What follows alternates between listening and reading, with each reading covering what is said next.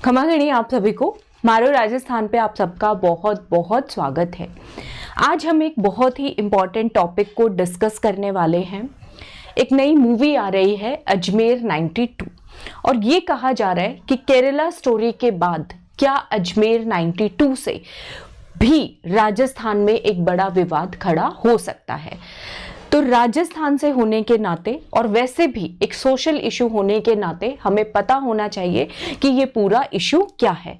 लेकिन इसको स्टार्ट करें इससे पहले एक डिस्क्लेमर आप सभी के लिए है कि इस पर किसी को भी ऑफेंड होने की ज़रूरत नहीं है, क्योंकि यहाँ पे हम किसी रिलीजन कास्ट को रेफर नहीं कर रहे हैं, बल्कि समाज का एक जो मुद्दा है उसके बारे में डिस्कस करने वाले हैं कि पूरी इंसिडेंट स्टोरी क्या है, क्यों हुआ और कैसे हुआ। तो एक बहुत ओपन माइंड के साथ इसको देखना है, क्योंकि हमारा लक्ष्य क्या है, मारू राजस्थान पढ़ेगा भी और बढ़ेगा भी।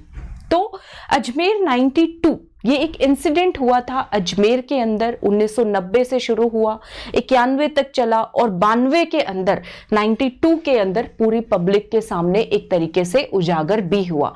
हेडलाइंस कुछ इस तरह की बनी, आत्महत्या नहीं बल्कि हत्या है ये, और इसके पीछे शहर के बड़े लोगों का हाथ है। इसमें एक के बाद सुसाइड जो है लड़कियों के द्वारा, अंडर एज माइनर गर्ल्स के द्वारा होते जा रहे थे।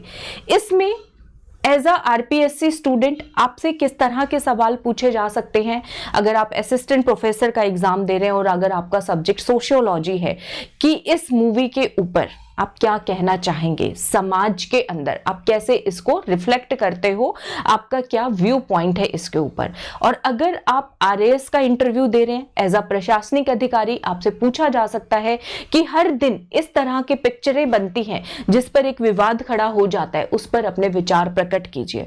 दूसरा क्वेश्चन क्या पूछा जा सकता है, एज अ एडमिनिस्ट्रेटर, मान लीजिए आप कहीं पर एसडीएम है, आपकी पोस्टिंग हो चुकी है और मूवी को लेकर कुछ इशू हो गया है कहीं पे भी, तो उस चीज को आप कैसे हैंडल करेंगे। तो इस तरह के सवाल एक राजस्थान से होने के नाते, एक स्टूडेंट होने के नाते हमें इशू पता होना चाहिए, ठीक है। तो इसको बहुत ब्रॉड माइंड के साथ हम यहाँ पे डिस्कस करने वाले हैं। तो आत्महत्या नहीं हत्या है, ये एक ऐसा इंसिडेंट है जिसने पूरे भारत को हिला के रख दिया था, जिसमें एक नहीं, दो नहीं, तीन नहीं, सैकड़ों, और ये बताया जा रहा है 300 के करीब लड़कियां जो हैं वो रेप का शिकार बनी, ठीक है। और वो भी छोटी बच्चियां, कहाँ की, Sophia senior secondary school Ajmer के अंदर, जो कि बहुत रेप्यूटेड स्कूल है वहां की। तो आइए डिस्कस करते हैं कि क्या है पूरी कहानी। अभी क्या बात हो रही है, अभी बात हो रही है कि इस मूवी के ऊपर बैन लगा देना चाहिए, ठीक है। क्यों? क्योंकि ये सोसाइटी में कुछ रिफ्ट, ठीक है, कुछ विवाद खड़ा कर सकता है, ठीक है। और ट्रू इवेंट्स के ऊपर बेस्ड है ये स्टोरी अजमेर 92। किस चीज के अराउंड घूमती है, इसके अंदर रेप हो गया, कहानी वहां पर खत्म नहीं हो जाती। एक लड़की का रेप हो गया नहीं, उसके बाद रेप करने के बाद फोटोग्राफ्स लिए जाते हैं, ठीक है, उनके एमएमएस बनाए जाते हैं और उनसे कहा जाता है कि और लड़कियां लेकर के आओ। एक विशियस साइकिल के अंदर लड़कियां उलझ जाती हैं, नहीं तो हम ये फोटो लीक कर देंगे, उनको ब्लैकमेल किया जाता है इसके अंदर, ठीक है। तो अंडर एज लड़कियों का, माइनर लड़कियों को, नाबालिग लड़कियों का एक गैंग ऑफ मैन, पुरुषों के एक समूह के द्वारा, गैंग के द्वारा क्या किया जाता है, रेप किया जाता है। तो इस घटना को भारत का सबसे बड़ा रेप घटना कहा गया है और इसे जो है अजमेर दरगाह कांड 1992 नाम भी जो है वो दिया गया है। इसकी कहानी इतनी दर्दनाक है कि लोगों ने अपने परिवार की लड़कियों को पेड़ों पर लटकते देखा है, सुसाइड करते हुए। 28 परिवार इसमें रातों रात लापता भी हुए हैं, ठीक है। ये कहानी शुरू होती है सोफिया सीनियर सेकेंडरी स्कूल की। जो लड़की रहती थी हॉस्टल के अंदर, उसे एक गैस सिलेंडर की जरूरत थी। उसके लिए वो जिस व्यक्ति से मदद मांगती है, वो कहता है कि मैं तुम्हें सिलेंडर दिलवा दूंगा। उसके लिए वो किसी पर्सन के पास उसको आगे लेकर के जाता है, उसको सिलेंडर तो मिल जाता है, लेकिन वो रेप के विशियस साइकिल में फंस जाती है वो लड़की। तो इससे क्या सीख मिलती है, अंधाधुंध किसी भी चीज के लिए, किसी भी चीज को लेने के लिए आपको देखना है सामने वाला बंदा कैसा है, ठीक है। आपको अपनी आंखें चौकन्नी खुली रखनी है, ठीक है। तो ये इस तरह की चीजें हमें बहुत ज्यादा सोसाइटी के अंदर बहुत केयरफुली चलना है। इसमें कौन कौन लोग इन्वॉल्व थे, फारूक चिश्ती, ये आप इमेजेस देख सकते हैं जो न्यूज़पेपर के अंदर आई थी। इसको उजागर करना इतना आसान नहीं था क्योंकि इसके पीछे बहुत पावरफुल लोगों का हाथ था। तो एक रिपोर्टर हुए दैनिक नवज्योति के, जिन्होंने सबसे पहले इस मामले को उठाया। लोकल न्यूज़पेपर के दैनिक नवज्योति के अंदर ये खबर सबसे पहले आई।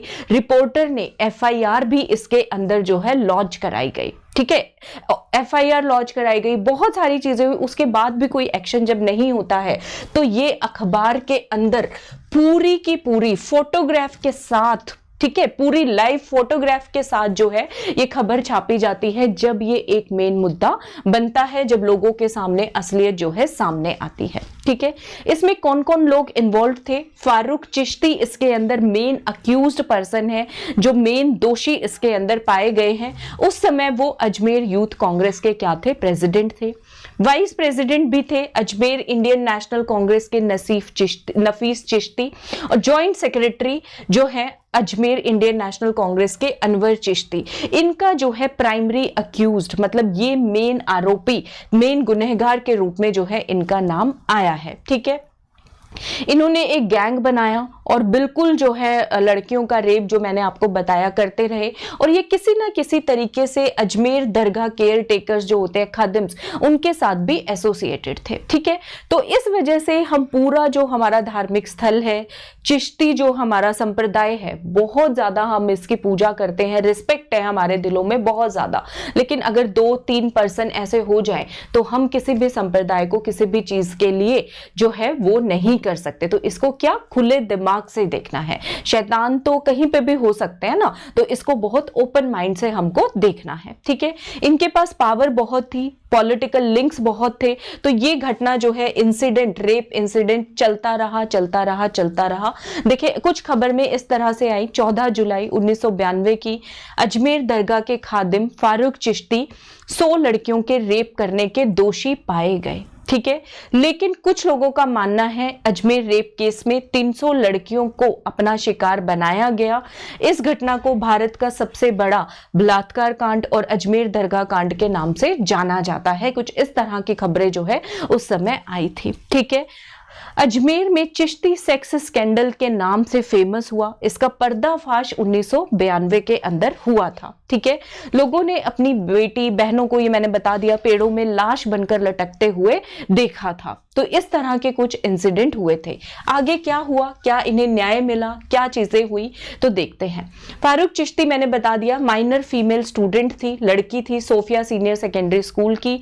इनको मिसगाइड किया सिलेंडर उसके चक्कर में, और इनकी न्यूड फोटोग्राफ्स ली, ब्लैकमेल किया। एक साइकिल चलता रहा, सालों साल चलता रहा ये पूरा का पूरा साइकिल।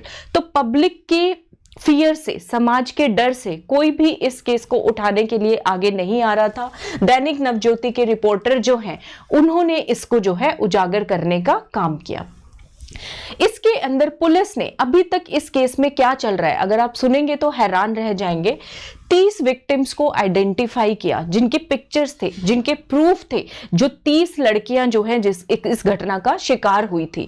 तो पुलिस ने पाया कि 6 लड़कियों ने अपनी लाइफ एंड कर दी, 6 लड़कियों ने सुसाइड कर लिया। 12 विक्टिम्स जो हैं आगे आई केस को लड़ने के लिए, सिर्फ 2 ने केस लड़ा। और आज हालत ये है कि एक ही लड़की जो है केस लड़ रही है, और वो आज आपको पता है वो दादी बन चुकी है, उसकी पूरी फैमिली है। और सोचो केस आज तक भी चल रहा है, वो आज तक भी कोर्ट में आती है सिर्फ एक लड़की इस केस के लिए। ठीक है, तो आप देखो न्याय कितना कभी कभी बहुत लंबा चला जाता है चीजें। अब इसमें जिन 18 लोगों को अक्यूज्ड, दोषी पाया गया था, ठीक है, उनके ऊपर चार्जेस फिक्स हुए। अच्छा, पूरी की पूरी लाइफ इम्प्रिजनमेंट यानी उम्र कैद जो है 18 में से 10 को हुई। राजस्थान हाई कोर्ट ने 2014 में 10 में से जो 4 लोग थे उनको छोड़ दिया। फारूक चिश्ती को जो है 2007 में कॉन्विक्टेड घोषित किया गया, दोषी घोषित किया गया और राजस्थान हाईकोर्ट ने 2013 में इनकी सजा में छूट भी कर दी थी। जो एनजीओज इसमें सामने आए वो भी सोशल प्रेशर और धमकी वमकी मिलने के चक्कर में काफी सारे पीछे हट गए इसके अंदर। तो ये केस बड़ा मतलब दर्दनाक कहानी है इसकी। फाइनली हुआ क्या, 2007 में अजमेर की फास्ट ट्रैक हाईकोर्ट ने इस रेप कांड के मास्टरमाइंड फारूक चिश्ती को दोषी ठहराया, ठीक है, लेकिन उसने सजा से बचने के लिए कहते हैं खुद को पागल घोषित करवा दिया। 2013 में राजस्थान हाईकोर्ट ने उसकी सजा कम कर दी, 2018 में वो रिहा भी हो गया। 2001 के अंदर राजस्थान हाईकोर्ट ने 4 दोषियों को बरी कर दिया, ये हमने पढ़ा, ठीक है। उम्र कैद की सजा जो है कुछ दोषियों की घटाकर 10 साल कर दी गई और इसमें फरार चल रहे करीब 2012 से फरार चल रहे सलीम चिश्ती को राजस्थान पुलिस ने गिरफ्तार किया और 2018 के अंदर सुहेल गनी चिश्ती ने पुलिस के अंदर सरेंडर कर दिया था। तो ये कुछ इस केस की कहानी है। तो इसी के ऊपर ये मूवी जो है आधारित है और इसको बहुत ओपन माइंड से मैं कहूंगी इस इश्यू को लीजिएगा। तो अवेयर रहना बहुत जरूरी है सोसाइटी के अंदर। किसी अननोन पर्सन से मिल रहे हो, किसी से भी हेल्प ले रहे हो तो ये सोचना जरूरी है, विवश कर देता है आज सोचने पे कि कोई भी आपकी हेल्प क्यों कर रहा है, क्या कोई सच में इतना अच्छा है या उसको बदले में आपसे कुछ चाहिए, ठीक है। तो आपको अवेयर होना बहुत ज्यादा जरूरी है। और अगर आप कॉलेज लेक्चरर आरएएस एग्जाम की तैयारी कर रहे हैं तो कोर्सेज स्टार्ट हो चुके हैं, प्रतिबद्ध कोर्स, इसको आप ज्वाइन कर सकते हैं। मारो राजस्थान ऐप को डाउनलोड करके डिस्क्रिप्शन में पिंड कमेंट में आपको इसके लिंक मिल जाएंगे। आई होप ये इंफॉर्मेशन आपको अच्छी लगी हो। ये हमें सोचने पर मजबूर करता है कि हमें बहुत अवेयर होके, चौकन्ना होके सोसाइटी के अंदर रहना है, ठीक है, समाज को एक नई दिशा देनी है। अगर ये इंफॉर्मेशन अच्छी लगी हो तो इसे लाइक, सब्सक्राइब, शेयर करना ना भूलिएगा। मैं मिलती हूं आपसे अगले सेशन में, तब तक आप सबको मेरी तरफ से घड़ी घड़ी राम राम।